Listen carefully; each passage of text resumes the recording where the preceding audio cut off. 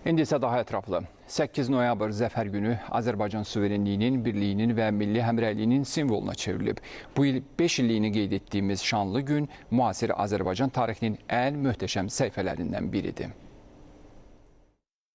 Azərbaycan 30 illik işğala, təcavüzə, öz gücü ilə, öz ordusunun gücü ilə, öz xalqının iradəsi ilə və əlbəttə ki, ölkə rəhbərinin əzmi ilə, dəmir bilək, dəmir yumruq siyasəti ilə qalib gəldi və bütün dünyada zəfər çalmış bir ölkə olaraq qəbul edildi. Biz bugün qələbənin 5-ci illiyinin ərəfəsindəyik. Təbii ki, Azərbaycan ərazi bütövlüyünün bərpa olunması, suverenliyimizin bərpa olunması, torpaqlarımızın işğaldan azad olunması, beynəlxalq hüququn Azərbaycanın öz gücü hesabına bərpa olunması bu dövlətimizin gücünü və qüdrətini göstərir. Mən fürsətdən istifadə edib bütün şəhidlərimizə Allahdan rəhmət diləyir, qazilərimizə can sağlığı arzulayıram.